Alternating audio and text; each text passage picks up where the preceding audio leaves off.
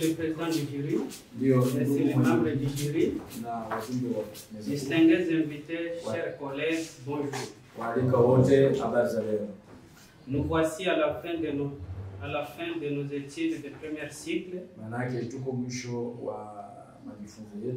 Ça prépare la présentation d'un travail scientifique en leadership, gouvernance et développement. Je me nomme Mukaz Zen Yvon, étudiant en bachelor degree en leadership, gouvernance et développement à Hope College de la Tanzanie. Notre sujet s'intitule pour éviter ce qui se passe aujourd'hui dans le leadership de demain.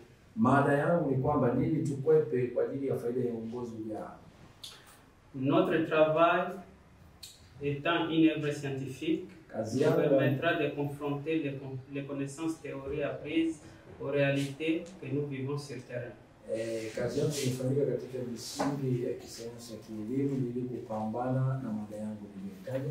Il est aussi également une réponse à la norme scientifique et sanctionnée par la rédaction d'un travail scientifique.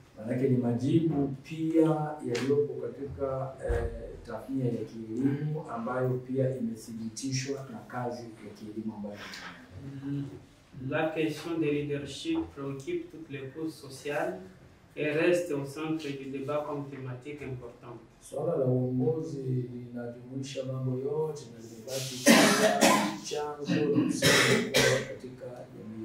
Ces derniers temps, nous ne sommes pas les premiers à aborder ces sujets, tout comme pas les derniers. Exemple, Alain Dulic a parlé du leadership et confiance en 2003.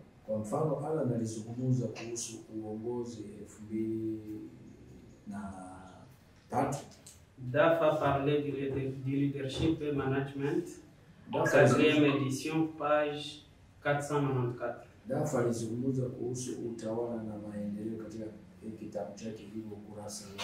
Concernant la méthodologie appliquée pour arriver à ces résultats, pour récolter des données concernant le leadership,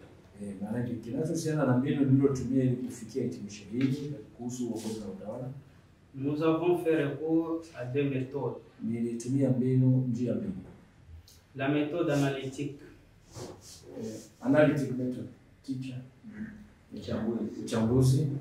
La méthode analytique nous a permis d'analyser la situation de leadership en République démocratique du Congo.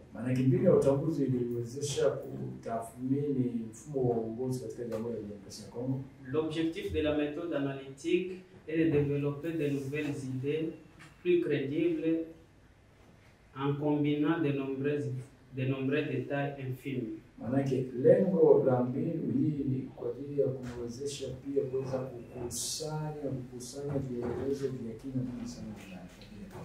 La méthode comparative. Cette méthode comparative nous a permis de comparer les différentes époques en ce qui concerne l'évolution du concept de leadership.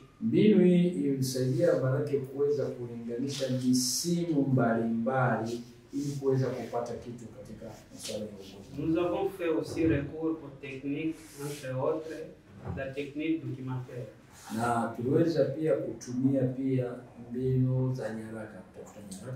La technique d'observation et la technique d'interview.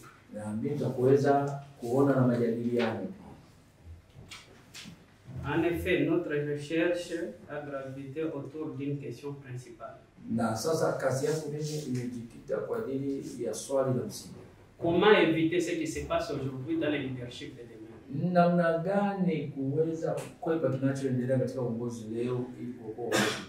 Les hypothèses ont été avancées à cet effet, à savoir pour éviter ce qui se passe aujourd'hui dans le leadership de demain, il faut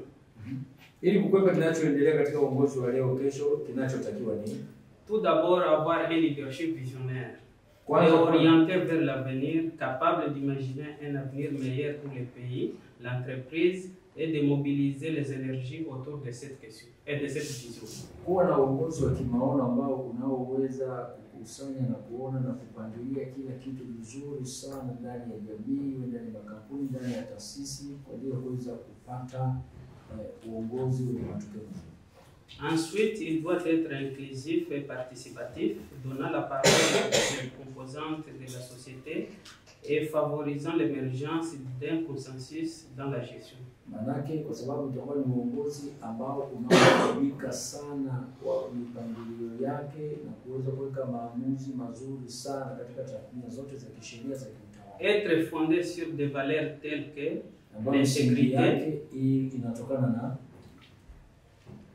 l'intégrité, la transparence, l'équité et l'éthique. Uwajibikaji, uwazi na usimamizi mzuri na kufuata maadili. Il doit être aussi au service du bien commun de la population, des intérêts de la nation et non des intérêts personnels ou partisans. Lazima iweze kutumikia wananchi na masuala ya taifa, lakini sio masuala ya le leadership congolais doit être capable de promouvoir l'innovation de l'entrepreneuriat et la créativité pour stimuler le développement économique et social du pays. Uongozi wa kidemokrasia kwa unaweza kabisa kusimamia uwekezaji, kusababisha uwekezaji mzuri na maendeleo yote mazuri.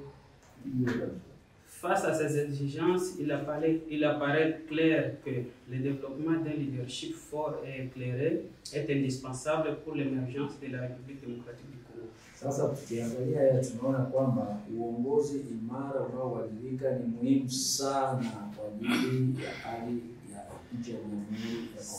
Cela passe par la formation et le renforcement des capacités et compétences des futurs leaders, par la promotion de la culture d'un dialogue, de la concertation et du respect mutuel. Hiyo inatokana kwanza na kutengeneza viongozi, katika kutengeneza viongozi ambao inatokana pia na kuangalia katika umoja ambao wanaoweza kushiriki katika kusimamia utawala. Et par la mise en place des mécanismes de reddition des comptes et de bonne gouvernance. Na kuweka pia usimamizi mzuri wa kazi za serikali na uongozi mzuri.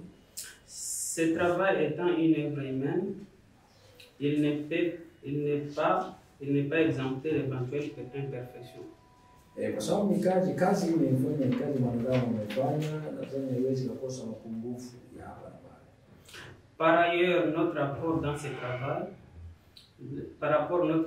ce travail est que pour avoir un leadership meilleur dans l'avenir, et étant donné que la République démocratique du Congo est caractérisée par un leadership faible, il est important de préconiser un leadership visionnaire qui vise à réaliser des objectifs fixés et réaliser des ambitions. Kwa mchango wangu kwa mujibu wa uongozi uliopo